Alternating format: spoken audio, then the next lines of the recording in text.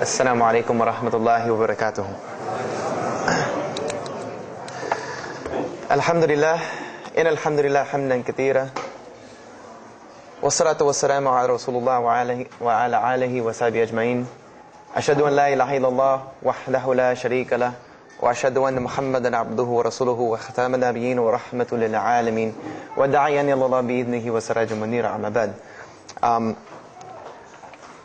I'm going to tell you tonight about my journey from where I once was as a former Christian youth minister to how I got to where I am now. There's a lot of bumps in the road. You know, it seems pretty clear. Yeah, you're a minister and now you're a Muslim. You know, but there's a little bit more to it, inshallah. So just bear with me, and hopefully you'll get something out of it. Because the point is, at the end, is I want you to get the message behind the story. Because if I was traveling around the country just to tell my story, then I would be wasting time. It's on YouTube. Anyone can go get it from anywhere in the world. So inshallah, we're going to begin at the beginning. I was born and raised in Greenville, South Carolina. I was born and raised in Greenville, South Carolina. And I was raised by my grandparents, because at a very early age, my mother had stepped out and my father was working 2 jobs. So it was me and my grandparents. And my grandparents were the traditional, conservative, Southern Christian folk, as they say.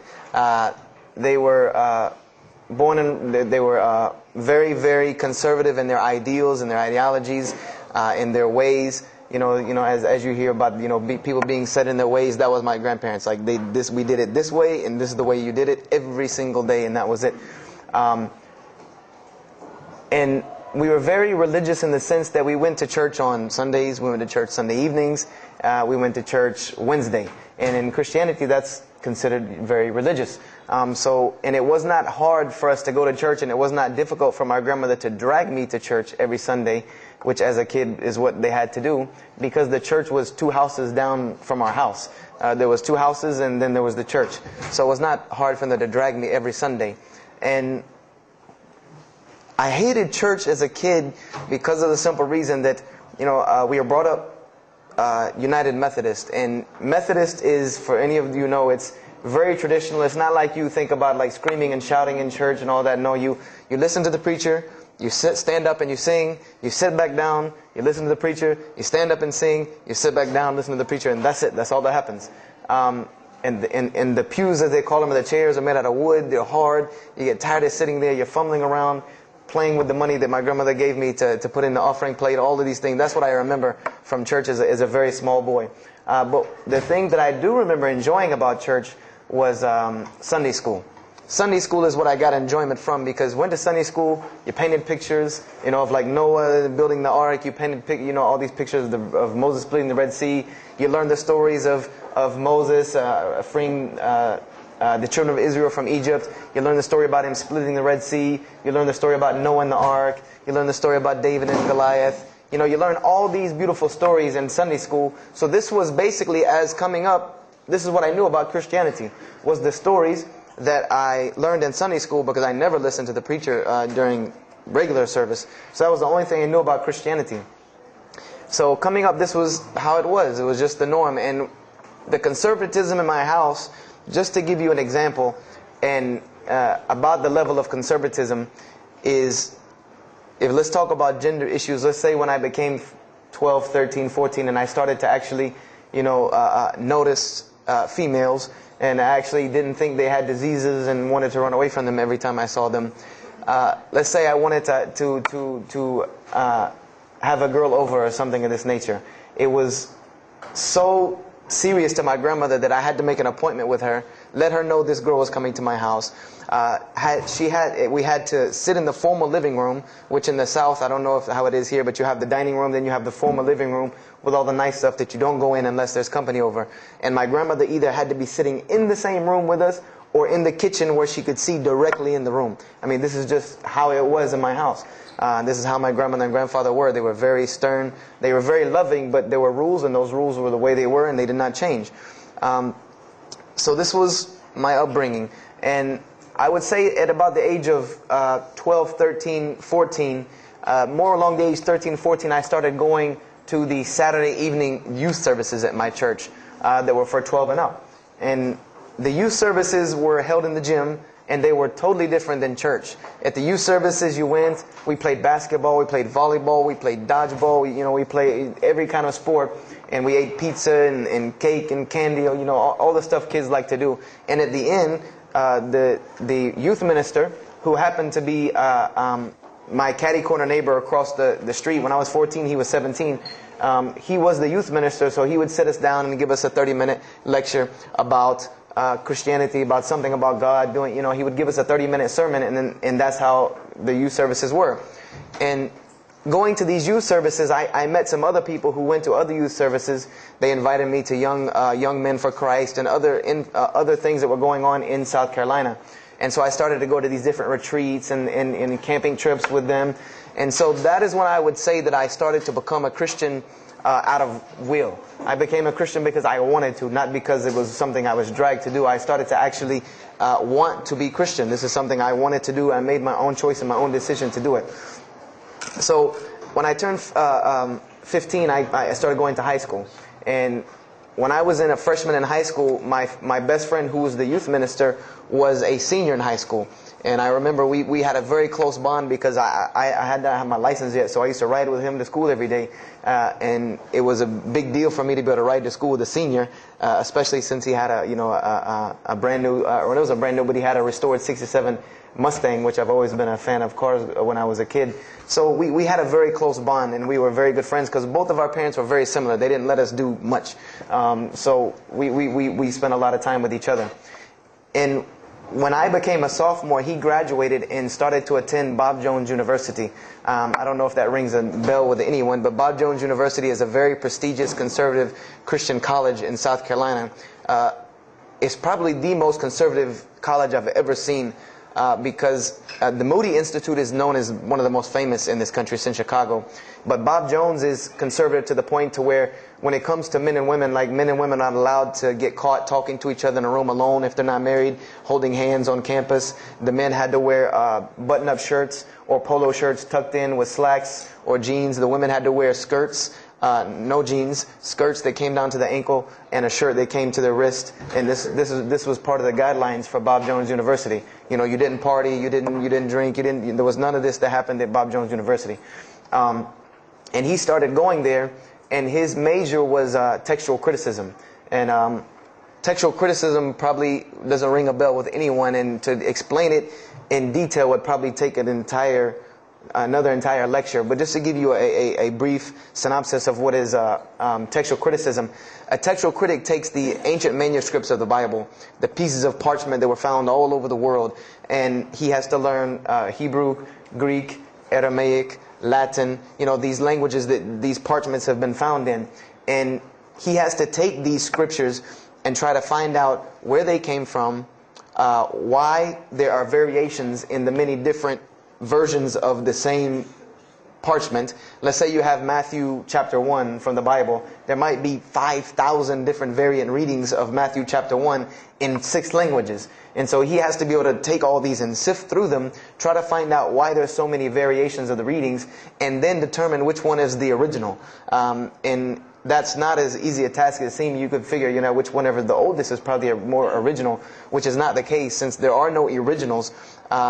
You might have one parchment that is the oldest parchment of the group, but it might be a copy of a copy of a copy of a copy of a copy of a copy with laden with mistakes. And then you might have the newest parchment in the series that might be a once over copy from an original, or a twice over second copy from an original.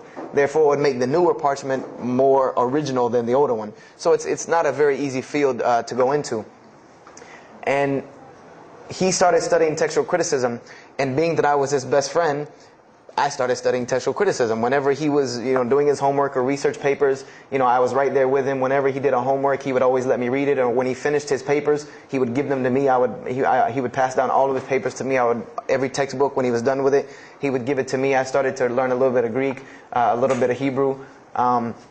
So I became, started to become a layman's textual critic, and I applied to Bob Jones University in my sophomore year because it was a 3-year waiting process for Bob Jones. And when I turned 16, almost 17, my friend came to me one day and he asked me a question that I had never really even pondered upon. He asked me, he said, "Have you ever read the Bible?"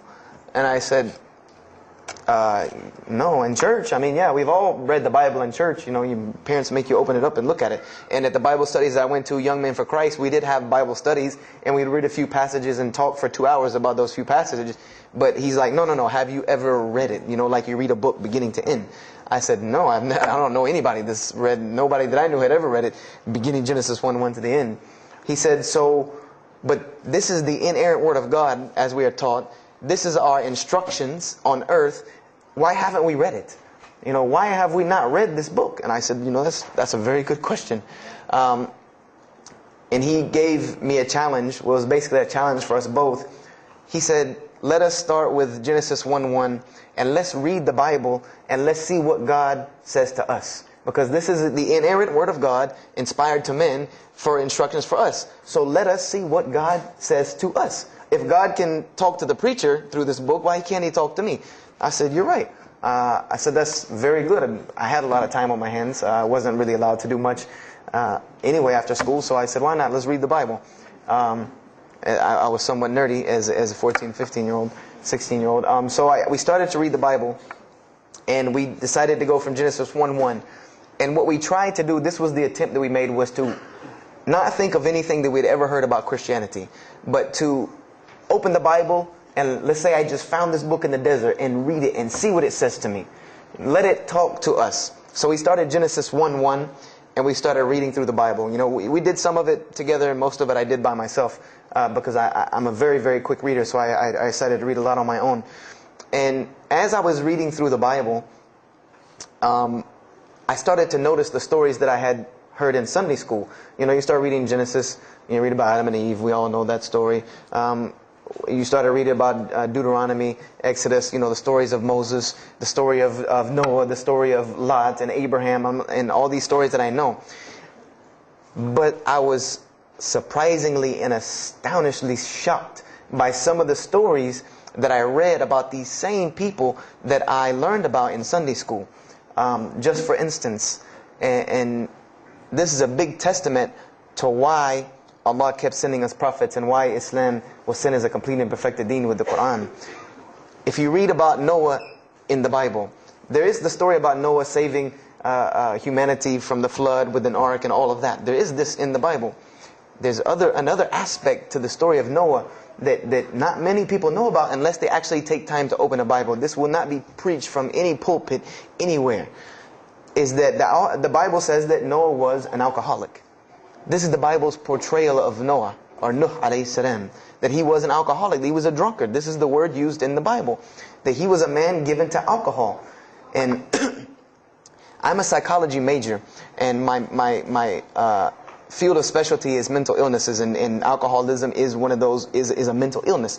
And I know from seeing alcoholism's effect on one of my close friends' parents, I know that someone who is truly addicted to alcohol, and if Noah lived for so long addicted to alcohol, he was seriously addicted to alcohol.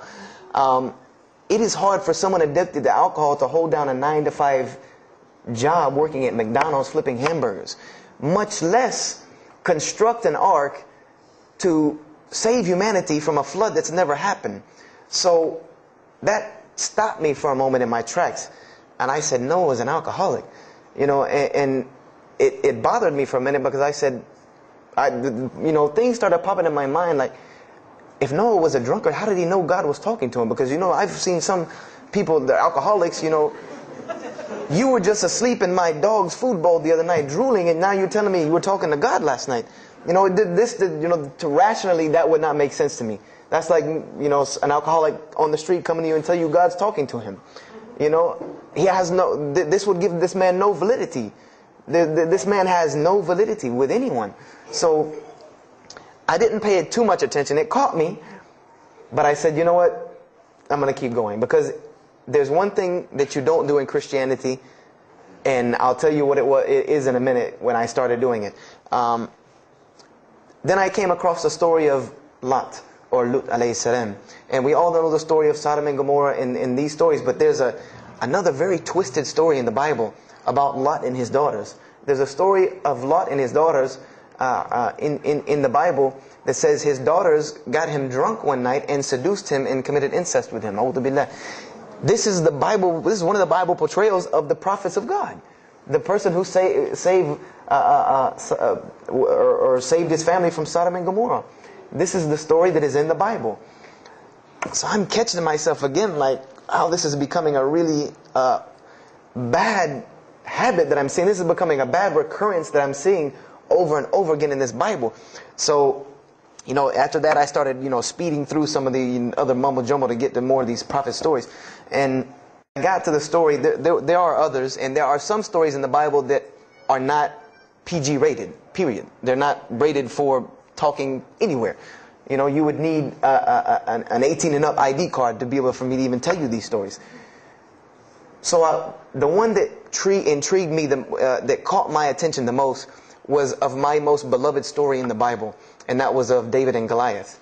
That was my most intriguing story to me, because not only was, it said that in the Bible that David was a very small man and Goliath was a very big man, and that was appealing to me because I've always been very short, and as a kid I was really short. So, I said this was a very beautiful story to me, just in its prose and in its concept of overcoming. And so I started to read about David. And there are very beautiful stories about David in the Bible. There are indeed. But there is one story about David in the Bible that shocked me to my core. And it's a story about three people. There's three people in this drama: David, Bathsheba, and Uriah. And it says that David saw this woman named Bathsheba. And she was one of the most beautiful women of her time. And she happened to be married to one of the commanders of his army named Uriah. But David on this day decided that he was not able to resist his temptation to be with this woman Bathsheba, so he did. And he committed adultery with her. And knowing that he did this, the way that he decided to cover it up was he sent a letter to the generals of his army saying that when the battle was fierce, for everyone to pull back and abandon Uriah, so that he would be killed, and when he dies, then he could have Bathsheba, no harm, no foul. So David went from being the slayer of Goliath, the hero from man, to an adulterer, a plotter, and a murderer. And so this is when I really caught myself and said, hold on now. Something's wrong here. Something's got to give. I said, because to me, God's prophets in my mind were people of example. People who I could follow as an example. Someone who was supposed to be the best of us, so that we could follow them and emulate them. And they're turning out to be worse than some of the people that you see on America's Most Wanted. David is somebody that, if I only knew this about him from the Bible, I see him coming down the street, I'm going the other way and calling 911, because he has to have a warrant out on him for something. This is what I'm thinking in my mind. This man is not an honorable man at all. He killed Goliath, yeah, but he killed this other guy named Uriah to be able to commit adultery with his wife. So I committed the cardinal sin in Christianity. I started asking questions. This is the one thing you do not do in Christianity, is you don't ask questions, especially not about issues like this. So I went to my pastor and I started asking questions. What's going on here? Pastor, there's a very bad recurring habit about these men in the Bible. What is the deal here? And I remember he told me the same thing that almost every pastor or every evangelist or anyone I talked to about this, same answer, almost like it was programmed. They would put their hand on my shoulder and say, Brother Joshua, don't let a little bit of knowledge wreck your faith, because you're not justified by knowledge, you're justified by faith. And they would quote me verses like, lean not on understanding, Paul's, we're justified by faith in Jesus Christ. They would quote this whole line of thing to me like it was already pre-programmed, that they programmed in pastor school that people are going to ask you questions and here's the answer. So I said to myself, I don't know, Pastor, this just seems kind of odd. He said, let me tell you something. What you're reading is the Old Testament referring to God's covenant with the children of Israel. And they were a different people, a very stubborn, crazy people. So why don't you move on to the New Testament? In the New Testament, you'll find the new covenant that we're under with Jesus Christ, and I promise you things will change and be better. I said, okay, perfect. So I went ahead and finished and got to Malachi and then started with the New Testament. So I opened the New Testament. I said, here we go. Let's start all over again. But there were a few things that I had learned from the Old Testament that I wanted to keep in mind when I started to read the New Testament. I learned, number one, that God was one in a unique sense. This is what I learned from the Old Testament, that God was one in a singular, unique sense. This is over and over and over and over very clearly in the Bible. God's nature is one. This is so clear through the Old Testament. And that He was very jealous about His worship. And every single time the children of Israel would turn to something else other than Him, He would punish them and restrict their lifestyle. This is something that I learned. And it kind of, the similitude to me with how God dealt with the children of Israel was, and I hate to use this stark contrast, but it's almost as if one of us went out, God forbid, I hope not, and let's say we went out here and robbed a bank. You rob a bank, you're going to jail for a long time. And every day when you wake up, do you think that jail is going to look like the Hilton at LAX? No, I doubt it. It's probably dark, cold, bad food, orange jumpsuits, not nice people, the whole 9 yards. And the reason why this is, and I know this now from studying psychology, is that this is supposed to be a stark reminder every single day when this person wakes up that you are in jail. This is supposed to remind them every single day you're in jail because you committed a crime. And we run this, not you. This is the message that is being portrayed to this person in jail. So when the children of Israel kept rebelling against God, He restricted their lifestyle. If you study Judaic law now, it is some of the most strict religious law you can find. All of the good things that we enjoy as Muslims, even when it comes to dietary laws, like the good parts of the meat that we are allowed to eat, they can't have these things. These are things that are restricted from them. Why? Because God, Allah, wanted to remind them every day that I am Allah. I am your God. You will worship me. I run this, not you. And I understood this from reading the Old Testament. This is a concept I had come across. So I started with the New Testament, Matthew, Mark, Luke, and John. And one other thing that I did when I started to read the Bible was, if you go to Barnes & Noble, let's say you go to Barnes & Noble and you take a book off the shelf. What is usually the first thing you look at? The title. Then the next thing, the author. You want to know the title and the author. What is the name of the book? Who wrote it?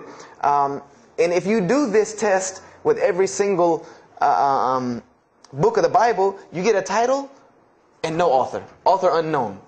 Or author is appears to be so-and-so. Or we derive that so-and-so possibly written this. Like let's just say for Exodus, they say Moses wrote Exodus. Which if you read some of Exodus, he couldn't have written all of Exodus because the last part of Exodus is Moses' death, burial, and Joshua taking over the children of Israel. And now, unless Moses was a sure indeed prophet that was able to write things after he died, then he did not write these things. And so when you go to Matthew, Mark, Luke, and John, I wanted to know Matthew who, Mark who, Luke who, John who, because it's called the Gospel according to Matthew. The bad thing is that no one knows. No one knows because no one pinned their name down to these things. No Bible scholar in his right mind will tell you that we know for sure Matthew so-and-so wrote this, Mark so-and-so wrote this, Luke so-and-so wrote this, John so-and-so wrote this. It's factual information that we do not know who wrote these. So I was intrigued. I'm like, that doesn't, why would somebody write this book that's supposed to be passed down over generations and people are supposed to, this is the inspired word of God to guide mankind, and nobody decided to pin down who wrote it. But anyway, I started to read it, and I started to notice things about the teachings of Jesus Christ. And they were not what I had learned in church. When Jesus spoke, He spoke of the nature of God. And when He spoke of the nature of God, it was the same nature of God that I found in the Old Testament. Jesus said many times that God is one. God is unique. He would even quote from the Hebrew Scriptures. Hear, O Israel, the Lord your God is but one. When He was asked, what is the greatest commandment? Or He was asked the greatest commandment. He said the greatest commandment, and every Muslim should understand these two concepts. This should be nothing new to you. The greatest commandment is to love the Lord your God with all your heart, with all your might, with all your strength, and then to love your neighbor as you love yourself. He said the rest hang on these two, which we know in Islam we have rights of the Creator and rights of the creation. So this was the concept that He was teaching. And he even said in 1 John 5:17, this was more clear to me than anything else can be. This is life eternal, that they may know you, the only true God, and Jesus Christ, whom you have sent. And when you look at that in the Greek and the Aramaic, it is almost exactly to a T of La ilaha illallah Muhammad Rasulullah. Now that I know Arabic and have understood that, very same similar statements. Yes, indeed, there were some implicit statements about that you could implicitly, if you took them and separated them from everything else, you could maybe derive that Jesus was trying to claim some divinity or something for himself. But I also know from doing psychology, and I did a little bit of law too, that an implicit statement cannot override an explicit statement. An explicit statement always takes precedence. So if Jesus said God is one, and he allegorically may have alluded to God being more than one, then the clear statement overrides that each and every single time. So this is what I found through the New Testament. And I also found that Jesus taught salvation. But his salvation that he taught was obeying God and following the commandments. This was his mode of salvation. One man asked him, "Good master, tell me how I can inherit the eternal life." He said, "Follow the commandments." Follow the commandments. He even, in Matthew, was so sincere about it. He said, "Whosoever shall follow the least of these commandments and teach men to do so shall be called the greatest in the kingdom of heaven. But whosoever shall break the least of these commandments and teach men to do so shall be called the least in the kingdom of heaven." So this I understood very clearly, that Jesus taught the same nature of God that was in the Old Testament. He taught that the salvation lied in worshiping God and following the commandments. This I understood. Matthew, Mark, Luke, and John were very clear about this. You know, there were other things, the only begotten Son, you know, but these things were not in red letter, so I did not give them as much weight as what I did to the actual words that Jesus Christ was saying out of his own mouth. So I read Matthew, Mark, Luke, and John. All of it was saying the same to me. I said, and I was thinking to myself, this is not what I was taught about Christianity. You know, you're taught that God is 1 in 3, 3 in 1. You know, 1, 1, 1 equals 3. You know, Father, Son, Holy Spirit. Jesus died on your cross to forgive your sin. You know, and there was another thing that I noticed from the Old Testament, and this is a beautiful lesson to Muslims, because you're asked this all the time, especially when it comes to dawah. And I never put 2 and 2 together until I learned Islam and then read the Bible one more time. Is I wanted to know why the Jews wanted to crucify Jesus so bad. Why so bad? They could have just mobbed him anywhere and killed him on the street. It's not like he had clans like the Arabs that would have come and backed him up. I said, why didn't they just kill him? You know, why were they so strict and sincere to tell Pontius Pilate, you got to kill him and you need to sanction it? We can't do it, but you need to sanction it to kill him. And now I understand it. Was that Jesus had a mission, and that mission was to share God with the world.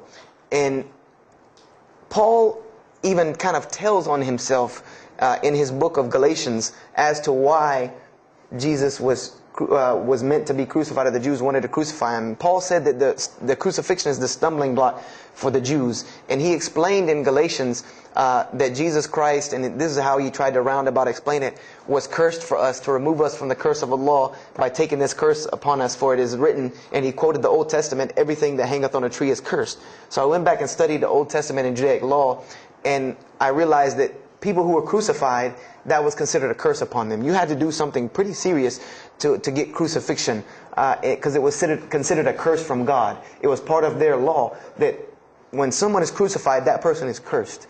So wherever they buried these criminals, like in the graveyards in Israel, in Jerusalem, in Palestine, where they buried these criminals that were crucified, this was considered cursed ground. This was considered ground that you didn't go on, and you did nothing here, because these people are cursed by God. So I started to put 2 and 2 together. That it's not that they wanted to kill Jesus, because they could have just killed him. They wanted to disprove who he was. This was their point, was to disprove who this man was. He said he's the Messiah. They wanted to disprove it. And they knew, if you can crucify Jesus, he can't be the Messiah. He cannot be our Messiah if you can crucify him. And even if he is, if we can still force our crucifixion on him, then that'll detriment his message. So they understood this and knew this, and this is why they wanted to crucify him. And this is exactly why Allah saved him from it. Because everyone asks you, why did Allah save him from the crucifixion? Because you cannot crucify. That was part of his law that he came to fulfill, that he could not be cursed according to this law. He said, I have come to fulfill the law. To fulfill it. Therefore, he couldn't be cursed according to it. And this is why he went to the Garden of Gethsemane and asked God to remove this from him, because he knew how detrimental this was to his message of crucifixion. So I began to see all of these things. So I started to read. I got to the book of Acts and started to read the writings of Paul the Apostle. And things went from this to this. It went from one way to another way. It went completely flipped, turned around. The entire teachings went from obeying God, worshiping God, following the law, to worshiping Jesus Christ and abolishing the law completely. Paul even wrote to the Galatians, "Oh, you foolish Galatians, why are you still following this cursed law?" Jesus Christ came as a curse to remove us from the affliction of this curse. So I said to myself, but Jesus just said a few books before this that whosoever shall break the least of these commandments and teach men to do so shall be the least in the kingdom of heaven. And here you go, Paul preaching this gospel to abolish the law. So I even asked, what is going on here? So I started asking my pastor, and my pastor said, now you're getting into deep water. You know, now you're starting to question the New Testament. You really have some issues. You know, they even thought that I might be, you know, possessed and all kinds of things. So I had a very big conflict going on inside of me, and my friend took me to his textual critic teacher, his professor. And what this man told me probably wrecked my faith in Christianity. And I always say, I doubt he would be very happy me traveling around the world telling people that a Christian professor from Bob Jones University wrecked my faith in Christianity. But he did. Because what I asked him was, what happened to all these contradictions? You know, in the Old Testament there are many contradictions. If you study Hebrew language, you'll understand that when you read some of the Old Testament or the Torah, that there are some parts of the Torah that you can see is the most beautiful Arabic that you can see, the most beautiful Hebrew that you can see, just like when you read the Quran. It's very beautiful Hebrew. And then 2 chapters later, you'll see Hebrew that looks like a broken 3-year-old who is trying to scribble some Hebrew down. It looks very colloquial, very dialectic. You can tell it's not the same person speaking. So I went and asked him about all this stuff I saw. And he told me, he said, what you have is a book written by men over centuries and centuries and eons and eons. And he says, and this book started as an original that was copied and copied and copied, and somebody added a mistake, and somebody came behind him and corrected that mistake and added 2 of his own. Someone came and copied it and skipped a line and added a line where it wasn't supposed to be. And then someone else came and copied it and took it to his country, and in order for it to fit well with the doctrine they were teaching, he would cross out a dot here or cross out a word here or change a word here so that it would fit with the theological ideas of this part of the world. And he said, and after all these years, you have a book now that is compiled from all of this, written by the hands of men that still have men's fingerprints left on it. And that's what you have. You have an imperfect book that is only perfected through faith.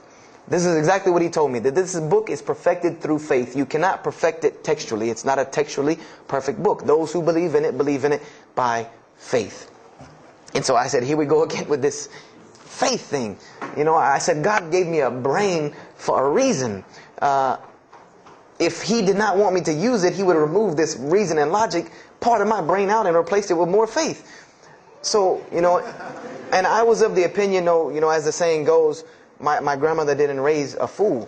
I'm no fool. You know, I said, I can't believe in this. You know, I mean, this book I've been taught is the inerrant word of God, and you're just telling me that it's a book of errors that's only perfect through faith. That's like me taking a 1982 Datsun all beat up and say, if you believe, it can be a Mercedes. If you believe. You know, that would make no sense. You can't take a car to the car dealership and say that. No, if you really believe it, if you look at it right, it's a Mercedes. So I said, no, you know, this is a book full of errors. And God's religion is perfect. If God has a religion, it's perfect. If he has a book, it has to be perfect because he is perfect. So I left Christianity completely.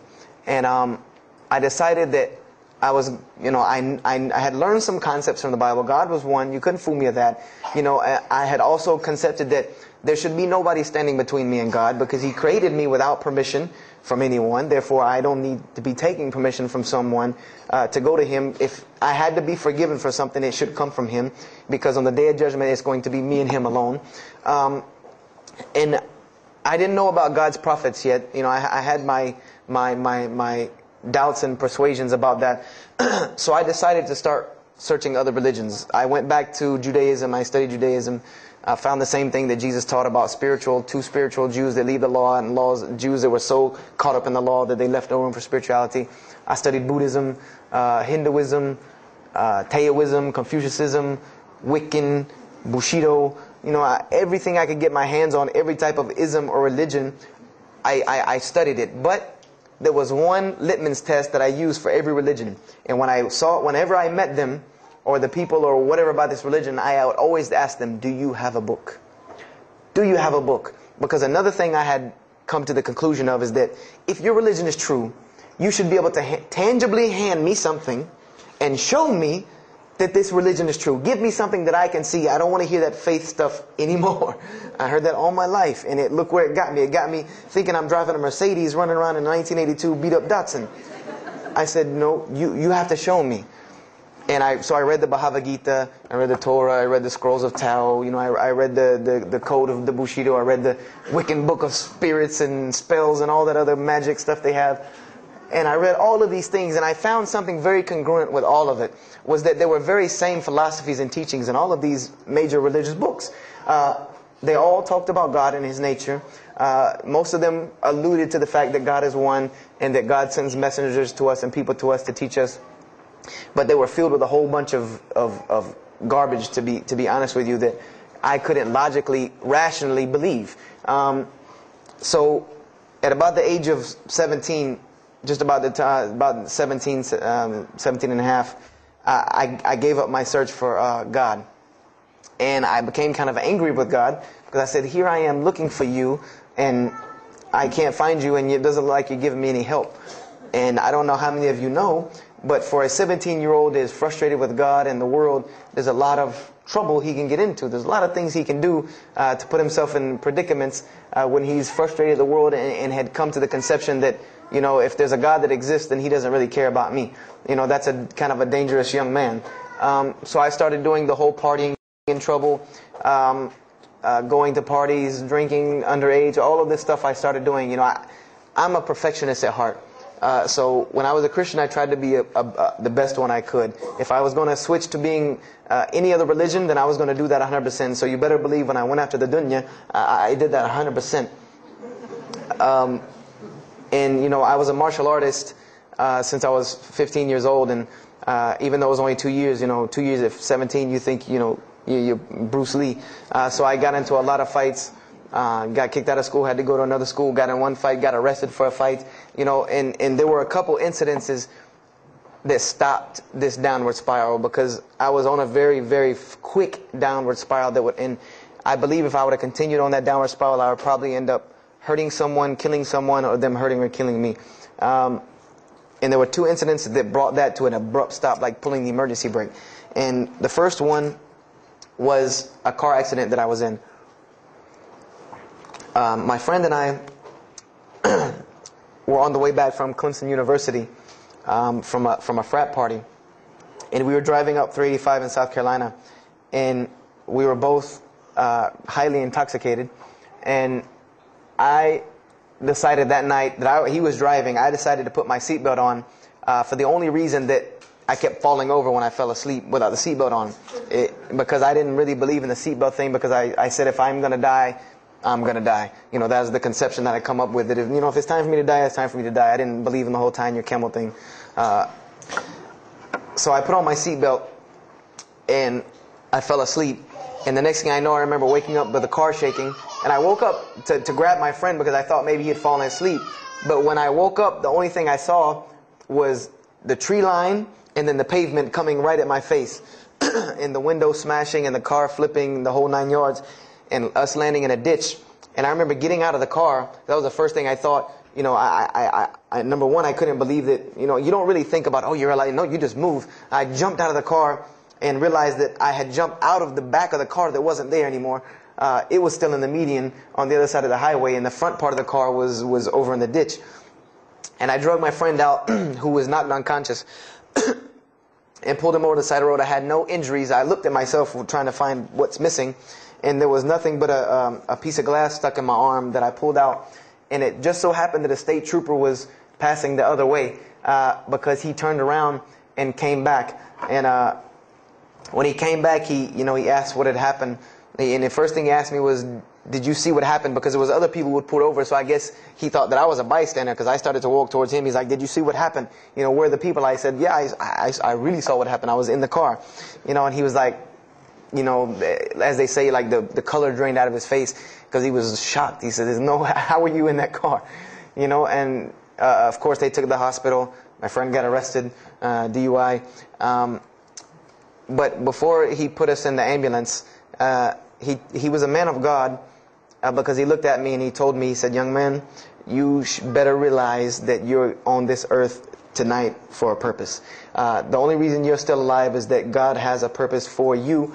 If not, you don't live through things like that. People without purpose, if you didn't have a purpose, then this night would have been your night.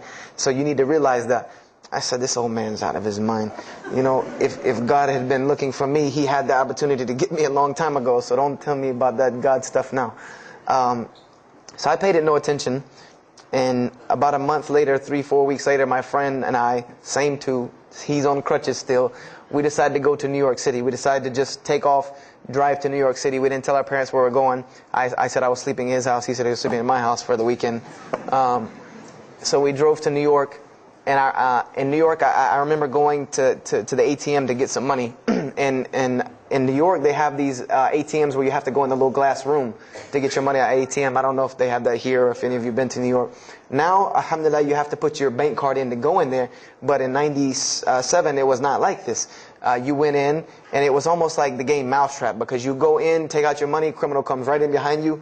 There's nowhere for you to go. You know, there's nowhere to run. So I went in, I took my money out of the ATM, and I heard the door open behind me. You know, so I turned around. You know, I thought somebody was coming in behind me, and there was a man who put a gun to my face. And he must have really, really, really, really needed this money, because he didn't ask me anything. He didn't say a single word. I just remember looking at the gun in my face and him pulling the trigger. And it was a revolver. And to this day, I'll never forget that image in my head of seeing that little spindle turn and hearing that very distinct click of a revolver. And it probably could have been like a 32 snub-nosed gun like this, but when it was in my face, it looked like one of those like cannons that you see on the movies. And I remember when he pulled the trigger, I didn't think anything. You don't think anything. It just blank. You just go into this like shock of blankness. And then a couple seconds later, thankfully I had been doing martial arts. That might have helped me overcome the fight or flight syndrome, because all I could think was, go! You know, like myself kicking myself, like, what are you doing? Go! So I bum rushed him. We went flying. He went flying. Money went flying. Gun went flying. And I took off and went to the hotel and didn't say anything to anybody. We went back to South Carolina the next day. And I didn't say anything because we weren't supposed to be in New York. My grandfather would have killed me. If that guy didn't kill me, my grandfather would have took care of it. So I didn't say anything until about a month or two later. You know, I kept having nightmares about this same incident. I kept having night terrors from this incident. And so I told my grandmother about it. And she told me the same thing that the officer had told me. She said, you know, you have to realize that God has a purpose for your life. You're here for a reason. People don't go through the things that you've been through and still walking on this earth without a reason, and you're pushing the limit. This is what she told me. You're pushing the limit, really. God has something for you, and He wants you to get it, but you're pushing it. And she didn't tell me to go back to Christianity and study my Bible. The only thing she told me was that God hasn't gone anywhere. You just have not looked in the right place yet. And so I decided to put myself back together. You know, the car wreck, the gun thing, the getting arrested for fighting, like all of that, like really made me stop really quick and think, that I need to get my stuff together. So I became an agnostic, someone who I believed in God with no form of religion. I prayed to God on the floor on my hands and knees, because this is how all the books of God, this is how the Bible, the Torah, the New Testament, the Bhagavad Gita, all of these scriptures that I ever read, they said that this is how the men of God prayed. And it was during this time that I did read one book about Islam in the public library, because I had never heard of Islam ever. But I remember I was looking in the religious section in the library at school, and there was a book about Islam, and or it was in the library, the public library, and I remember it was some title like "Why I'm Not a Muslim," or some, one of these titles that was propagandistic against Islam, but I had no idea. So I just took the book and I read it, and I remember it said that Muslims, Moslems, and any of you knowing Arabic knows that's a very derogatory word. A Muslim is someone who oppresses someone else. That's a very quick sleight of the pen that was used in the past for a very real purpose. It said that Muslims were people who worshipped a moon god named Allah, who lived in a box in the desert in Saudi Arabia, and they were oppressive to women. I remember there was a whole chapter about how they could have 4 wives and as many as they want, actually, because they could marry 2, divorce 1, get 3 more. This whole, and it said that I remember the one thing that really caught my attention was the whole chapter on jihad, where it said that Muslims were allowed to kill non-Muslims at any time, at any place, without discretion, and it was an honorable act, and not only would they go to heaven before it, but they would get 70 virgins on the way. So I closed the book on Islam, put it back on the shelf, and marked off Islam off my little list of religions, and said thanks but no thanks, and if I ever see a Muslim, I am out. And I said I'm pretty safe in Greenville, South Carolina. I had never seen a Muslim ever. So I said, I don't have to worry about running into no Muslims, thank God. So, I started, just worshiping. I tried to just be a good person, pray to God, ask Him for guidance, try to be a genuinely good person. And I remember what changed is when I met a Muslim. I met a Muslim who I had met a couple of times at school. We had went to school together, and I knew him, but I never knew that he was Muslim. And there's a couple of reasons why I never known he was Muslim. Because he was African American, number one, and the book said that Muslims were Arabs. And number two, I didn't know, I thought Muslims ran around, marrying as many women as they want and killing non-Muslims. I didn't know that they could also be part-time drug dealers. So I never knew that this guy was Muslim. I didn't put 2 and 2 together. So we were at his house one day, and me and my other friend, the one that I got into a lot of trouble with, I'm trying to keep him out of trouble now. We were at his house, and we were debating something about religion. I forget what even the topic was, but you had 2 teenagers thinking they know everything. And I was trying to explain something to him about the Bible. And that guy came in and was listening. He said, "Have you ever heard of Islam?" I said, "Yes, I've heard all about Islam." He was like, "Okay, so what do you think of it?" I said, "What do you mean what I think of it? That's probably the worst religion I've ever seen on the face of the planet." He's like, "Why?" And he's like, "I'm a Muslim." I was like, "Man, stop playing."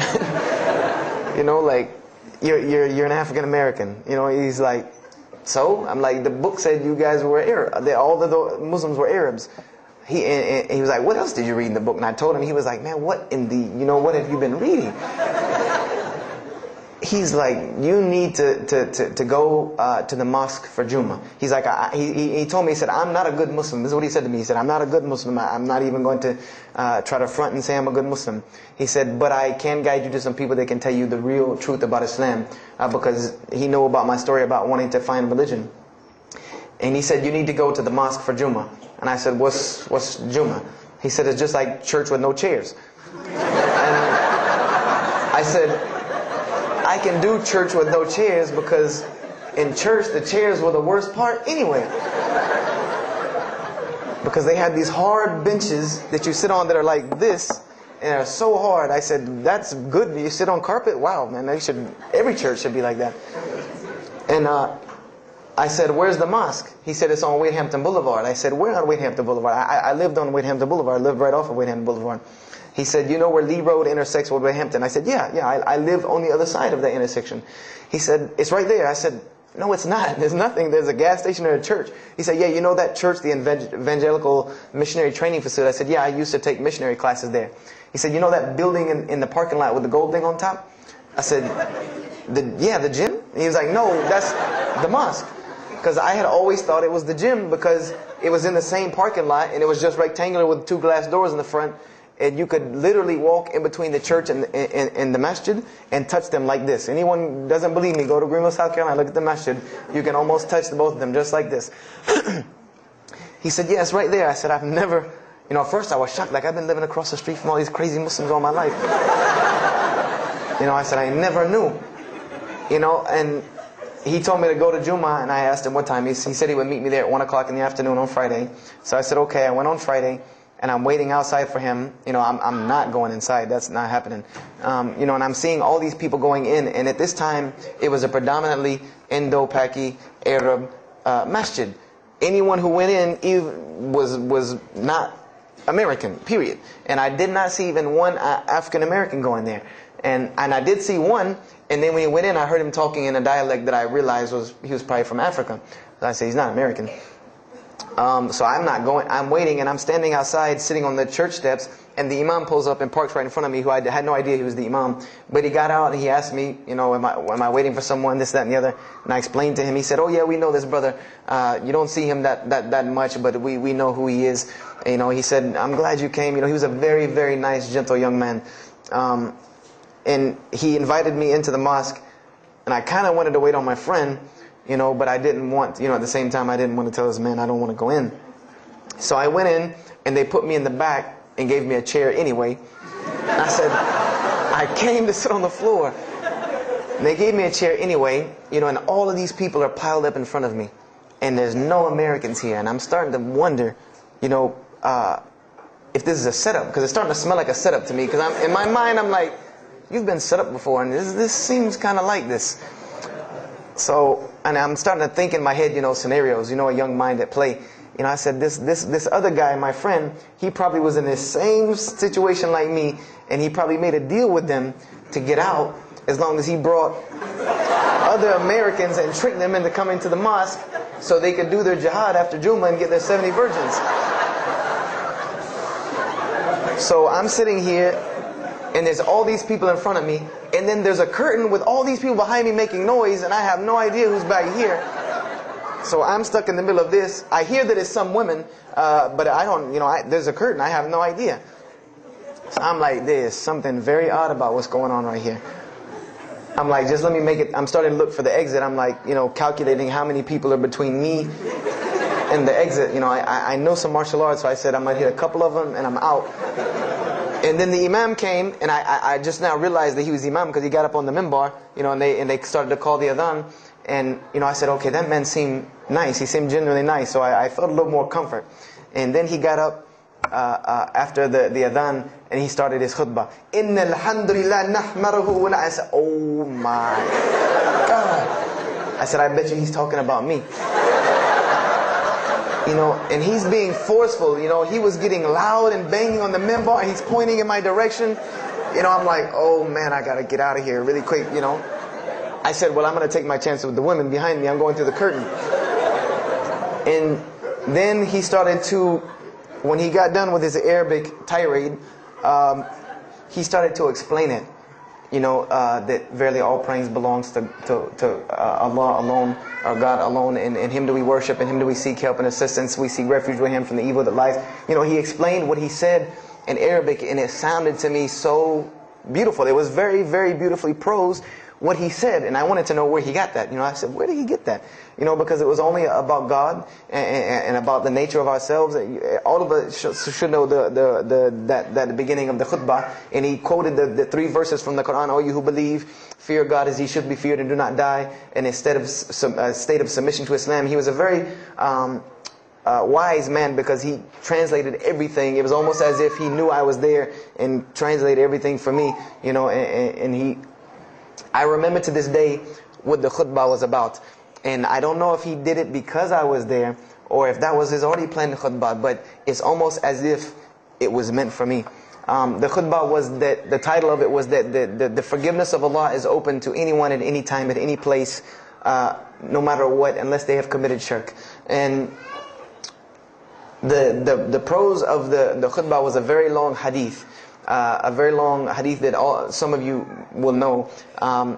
And just to make it short, it was the hadith where the Rasulullah ﷺ met Angel Gabriel, or Angel Jibreel, and Angel Jibreel was telling them to tell him that if the Muslims commit this certain sin, to tell them that Allah would forgive them. And every time he would tell the Muslims, they would say, okay, well then what about this sin? And he would go back and meet with Angel Jibreel, and he would go back and come back and say, tell them that Allah will forgive him for that. And this discourse happened, for many different sins. And then finally Angel Jibreel alayhi salam said, tell them that Allah has said, no matter what they do, even if their sins are compiled, like the oceans are from the east to the west, as long as they have not associated a partner with Allah, tell them that Allah will forgive them. And I remember he told me that, or he said that, that the door of repentance to God is open as long as you have not seen the angel of death or the sun hasn't risen from the west. I didn't really understand the sun risen from the west thing at that time. But, and he said that, God's forgiveness has to come from God alone. And this was the whole premise of his khutbah, was on forgiveness and tawbah. And I was saying to myself, these are all of the same concepts that I had formulated through reading the religious scriptures myself. And I'm asking myself, where did he get this stuff from? Where did he get all this? And he started using names like, he used the name Ibrahim alayhi salam, he used the name Musa, and I'm like, he translated it to Abraham and Moses. I'm like, where did he, where is he getting these? These are names from the Bible, I know these people. And so after the khutbah, they started lining up for the prayer. And I got apprehensive because everybody's getting up in front of me and blocking my exit from the door. And so I guess one guy in the back saw me, and because I had to move back a little bit, he said, we're about to pray. And I said, pray to who? And he said, to God. I said, which one? And he said, the one that created the heavens and earth. The same one that's in the Bible, the only creator of the heavens and earth, the only God. I said, yes, I know him. And so the Imam started to pray, and when he recited the Quran, I know it sounded very intriguing. I had no idea what it was. But then when I saw Muslims bow and prostrate on the floor, verses and verses of every religious book that I had ever read started ringing off in my head, that this was the way men of God prayed. And the first thing that I could think of in my mind was, this is worship. That's what I said to myself. This is not prayer, because prayers are asking God for something. These people are worshiping God. So I said to myself that you've written this religion off way too easily. I thought I was a much more open-minded person than that, and I was ashamed of myself that I had written it off with just one little book. I had put all this studies into the other religions. I read this one thing about Islam and was done. So I went to the Imam after Jummah. He talked to me, and I would have to say that I was probably a little bit rude with him. And I've asked him to forgive me. I saw him a few years later. I said, you got to forgive me for the first time you saw me. Because he started telling me, would you like to know a little bit more about, he had a very heavy accent. He was an Egyptian brother. Would you like to know a little bit more about Islam? He tried to give me some pamphlets. I said, no. I don't want any of this right here. I said, do you have a book? This is what I wanted to know. Do you have a book? Can you give me? He said, yes, we have a book. I said, it's called the Quran. I said, can I read it? Is it in English? Can I read it? He said, sure, you can read it. And then he tried to explain it to me a little bit, how it came by. I said, nah, just give me the book, because the book should speak for itself. So I took the Quran home, and on Friday night I started to read it, because this is a book I had never seen before. And I was very interested. So I went home and I opened the Quran, and I read the Fatiha.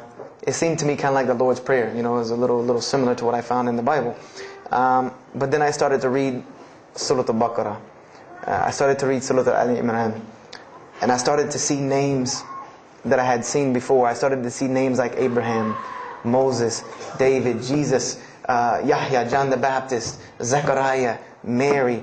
And I said, I know all of these names, but there was something different about these people in this book. The prophets that I found in the Bible were people that were deplorable, of not very good character. These same men in the Quran were someone who were at the highest echelon of moral character and moral fiber. They were someone that was an example to be followed because they lived the message that they preached. Therefore, they were able to be followed and emulated. So, I read all of these chapters and I read the story of Jesus, peace be upon him. Because when I saw the name Jesus first, that really intrigued me. I wanted to see, what does this book have to say about Jesus? And I read the story in Ali Imran, and I read a story in Surah Al-Maryam. And it was more beautiful than anything I had ever read in the New Testament, or any nativity story that I had ever heard. It was more beautiful than that, times 10. I remember the only thing that I could capture in my mind was the miracle of how, because in the Bible you never really figure out the conflict of how Mary gets over this finger pointing at her about her coming with a baby and she's not married. There's no real end to that. There's no real defense for her from this in the New Testament. But the Quran is so explicit and so clear that Jesus' first miracle was to speak from the womb, to speak as a baby and defend the honor of his mother. Something that you cannot deny. Something that you cannot deny about her, who Mary was, when you have this baby speaking on her behalf. So I would say I read the Quran entirely in 3 days. But that first night, after I had made it through Surah Al-Imran, my heart was already given to this book. I didn't know what it meant to be a Muslim. I didn't know how to be a Muslim. I didn't even know what that meant. But I knew that whoever it was that followed this book, I wanted to be like these people. I wanted to be like the people that I read about in this book. These were people I could follow. These were prophets. This was a book of guidance. And this was something that the book is calling and appealing to me. That if you don't believe in this book, you never see that. I've never seen this in any other scripture. The direct challenges that are in the Quran, that if you don't believe this book is true, put it to the test. Put it to the test. And this was something that was so astounding to me, that God is telling you over and over again, if you don't believe this is the truth, test it. Bring me something else like it. Test it. Put it to test. If it was written, if there was more than, all of the analogies about God, everything was so logical, so rational, so reasonable in my mind that it was like 2 + 2 = 4, and that was it. There was no 1 + 1 + 1 = 3, egg, yolk, water, fight. There was none of that foolishness. The Quran was very direct and very straightforward in its teachings. So I gave my heart to Islam that night in my living room, reading the Quran, and I cried and cried, that I had been looking for the truth all this time, had searched all this way, and it was right across the street from my house. And so I went back on Monday to accept Islam and ask these Muslims where in the world they've been all this time. And I go ready to go in there and do my thing, and I go and the masjid is locked. And because they only came on Fridays and for Isha during that time, and I didn't know. So I said, okay, I guess I have to come back on Friday, because every time I passed by the masjid after that, it was always locked. So I came back on Friday and I took my shahada, and as they say, the rest is history. But I don't travel around the world, and this was in December of 1998. I don't travel around the country and the world telling my story, just for the entertainment value. Even though I've been told it does have some entertainment value, I don't tell it for that person for sure. If that was the only reason, then you could just get it off of YouTube and it was the same exact story. I'm going to finish with this, and I hope you can give me 10 more minutes, inshallah, to tell you why I go around telling my story. I tell my story to let everyone realize that there are millions and millions of people just like me.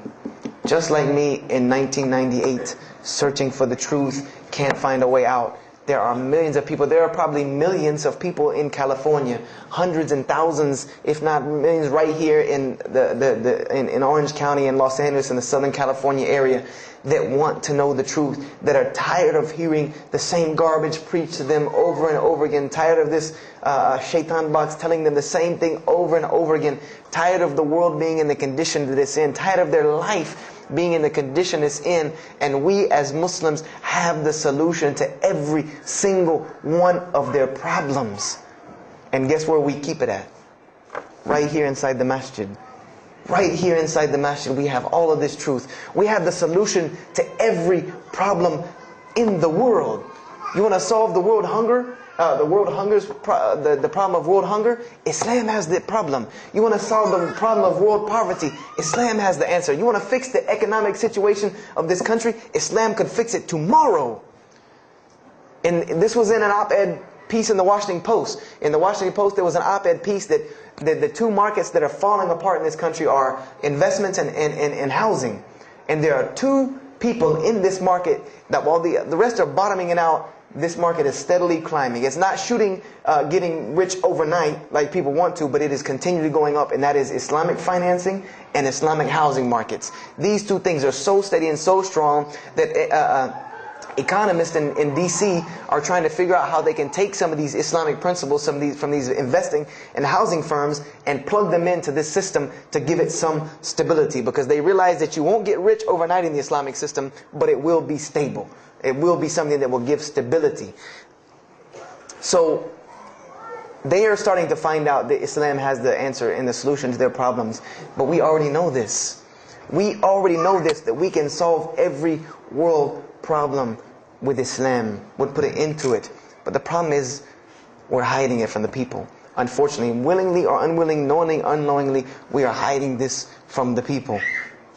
And there's a statement in the Quran and that Allah warns the Jews about what they did with their religion. And it is a statement that is left in the Quran for us, that verily those who conceal the evidences and the clear proofs, after we have made it clear for them in the book, they are those who are cursed by Allah and cursed by those who curse, unless they repent and reveal that which they have been concealing. Those I will accept their repentance, because I am the one who accepts it, the most merciful. We have become guilty just the same way the Jews have of hiding the truth about their religion. When they saw the Prophet Muhammad ﷺ, they knew the truth and wanted to hide it. People, we know the truth about Islam, and we are hiding it. We as Muslims are running around begging Allah for dignity and honor and help, when He has already given it to us in this deen. Everything that a Muslim could ever want has already been given to him in this deen of Islam.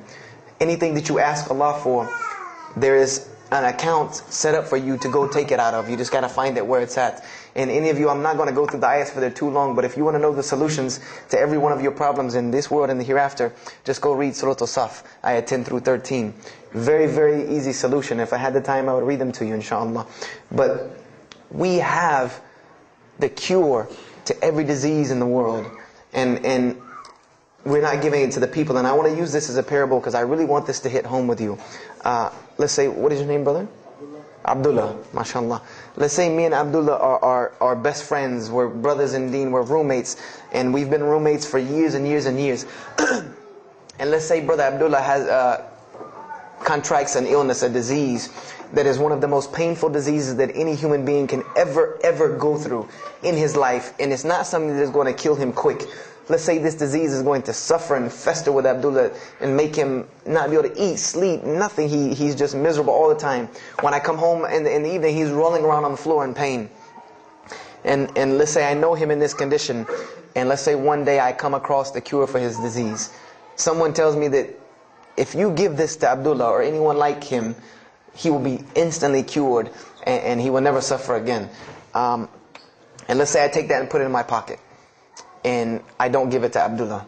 Why? Why don't you give it to Abdullah? Well, number one, I'm way too busy. I have 2 jobs, going to school, I have a long commute back and forth, I gotta drive up and down the 405 every day.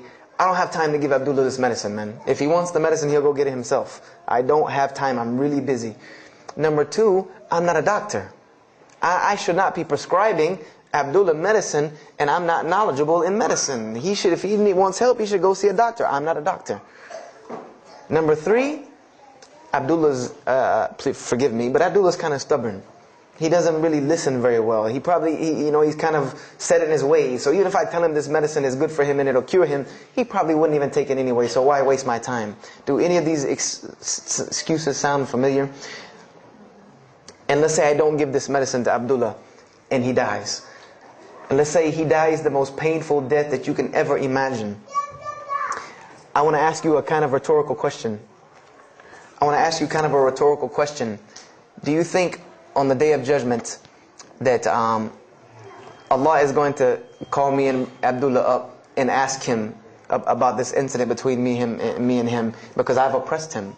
I have oppressed him. I've allowed him to suffer knowing that I could ease his suffering.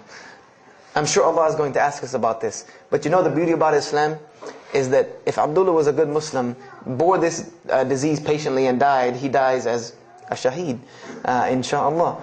And on the Day of Judgment, this is how beautiful Islam is, that he could very well come before and Allah ask us about this and Brother Abdullah say, you know what?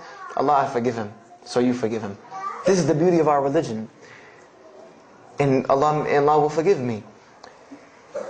But the disease I want to tell you about is the disease that every single non-Muslim walks around with every single day, and they don't even know it. It has no real physical symptoms, and that's the disease of shirk, the disease of being jahl, being ignorant about Allah subhanahu wa ta'ala. Allah gives them life, and they worship someone else. Allah feeds them, and they thank someone else. He created them and fashioned them in the womb of their mother and knows them better than they know themselves. And they have no idea who He is. They don't even know who He is. If that doesn't pain your heart to see a person in this condition, then for sure the hearts have become hardened. Because when I see non-Muslims, especially when I sit in places like airports, I see this disease. I see it on them. I see them walking around with it. And there's so many of them passing me, I think to myself, there's no way I could talk to all of them. There's nothing I can do. And this disease is something that not only is not going to show up as a physical symptom, and is going to leave them ignorant about Allah subhanahu wa ta'ala, but when the day they die, they will die the most physically painful death that anyone can ever suffer. The Rasulullah ﷺ said that when the angel of death comes to the disbeliever, it doesn't come kindly. He yanks the soul through the nose, and it's as if his flesh is torn from his bones. It's as if they take Brother Abdullah and turn him upside down and stuff him in a human paper shredder. This is the death that is waiting for those who do not know Allah subhanahu wa ta'ala. And you know the unfortunate thing? That while you've been sitting here listening to me, thousands of people have died. Thousands of people have lost their life not knowing Allah while I'm talking to you right now. People in this city have lost their life, and there's nothing we can do about them. They're gone. It's too late for them. We can't save them even if we want to. And that's a deplorable, deplorable, sad, sad fact that we can't save them. But there are many, many, many, many who we can save. And that all that takes is us taking this light of Islam we have and showing it to the world. There's a statement in the Bible, and I finish with this. Whether Jesus alayhi salam said this or not doesn't matter, because this statement is one of the most profound statements that has been somewhat of a focus for me in my mission of da'wah. It is said that no one would bring a candle into his home and then place a bucket on top of it, because then no one would benefit from the light. No, if someone would bring a candle in their home, they would set it on the table in the middle of the room so that everyone could benefit from this light. And unfortunately, the Muslims of this generation, we are a bunch of candles with buckets on top of it. No one can see our light. No one can see the beauty of Islam. And believe me, if you don't see it, believe me, take it from someone who was once standing on the outside looking through the window at that light. It is one of the most beautiful things you can ever lay your eyes on. It is a treasure to be found of treasures. And everyone else can see this, and they will see this if we show it to them. If we allow Islam to be Islam. If we start becoming Muslims, meaning that the best form of da'wah that you can do to this world is very, very simple. It's not complex. It doesn't take a 10-hour workshop, even though some of the details do. But if you want to know the way, the best way to do da'wah is for Muslims to be Muslims. That's it. Study our history. Study the history of Islam. Why was the world conquered by Islam? Not through military campaigns and wars, but through Muslims being Muslims. The most populated Muslim country, Indonesia, was because of Muslims being Muslims. A few Muslims deciding to get up off their behinds and go to another country and live their life as Muslims, not shaving off their deen to be pleasing to those people, but being Muslims. And when the people asked them and inquired, what is it about you backwards Arabs that we've heard all these crazy things about? Now you come out of the desert with pristine moral and character, and you have better ethics and morals than we do. What is it that's happened to you people? And their answer was, La ilaha illallah, Muhammad Rasulullah. That we believe in Allah and He has sent us a man named Muhammad, and we emulate his lifestyle That's why we're like this. This is what conquered the world for Islam. This is what conquered people's hearts for Islam. Was the truth and the beauty of it and its simplicity of its message.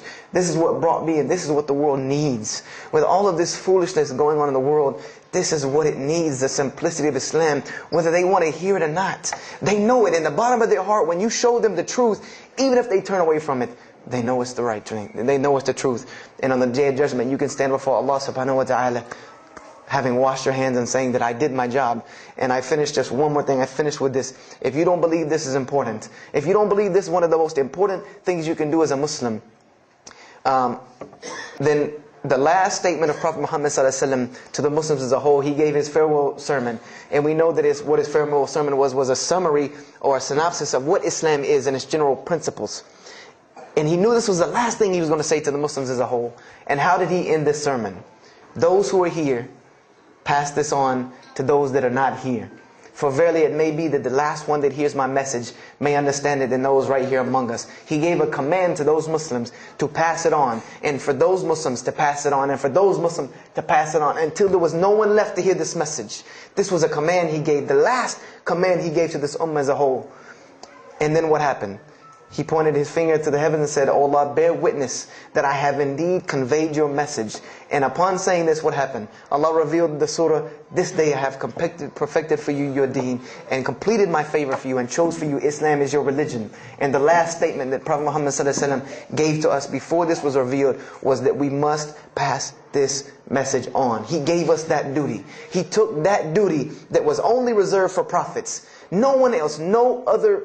If you don't believe me, go read Surah Al-Bayyinah about what was commanded of the other nations. No other nation was given this opportunity and blessing to pass on this deen except us. Because there are no more prophets coming. So the job falls on our shoulders. Qurans are not going to fall out of the sky and hit people when they're walking down the street. This job has now become ours. And just like if the Prophet Muhammad ﷺ had not done his mission, he would have been accountable before Allah. If we do not do our job of spreading this message of Islam, we will stand before Allah on the Day of Judgment. Don't be the person standing before Allah on the Day of Judgment and your neighbor that you've known, your co-worker that you've known 10, 15, 20 years come and find you and tell you, you knew this day was coming. You knew this day was coming and what was going to happen to me, and you did not say anything to me. And those people will complain to Allah about us. They will complain to Allah about us. Because we have the truth right amongst them, and we're not giving it to them. We need to stop hiding it in our masjids, in our homes, in our hearts, and we need to give it to the people. It's beautiful, trust me. Just hand it to them. Just hand it to them. I promise you they'll take it, because it's something that is so pure and pristine. And now forgive me for probably going over my time, and if we have time, I want to leave some time for questions and answers. I will be outside to take any questions and answers. The only last thing I want to announce and let you brothers and sisters know is one of my biggest dawah projects is a DVD project that I do. And my goal is to put a DVD about Islam in the hands of every single person in the United States of America. Right now I'm working on Florida and I have other brothers working in other places because people will watch a DVD. We did studies on this, and people will watch media before they'll read a book or before they'll listen to an audio CD. And alhamdulillah, through these DVDs we've gotten, I would say, an average about 2 shahadas a month. Because my personal contact info is on the DVDs, and people watch them and they call me and I converse with them, and usually most of them accept Islam. I just had a shahada the day before yesterday from Irvine, Texas, from someone who had bought the DVD and given it, a Muslim had bought it, gave it to his friend. His friend hated it or didn't want it, so he gave it to another person, and that person gave it to a co-worker at work who watched it and accepted Islam. So this is one of my biggest projects.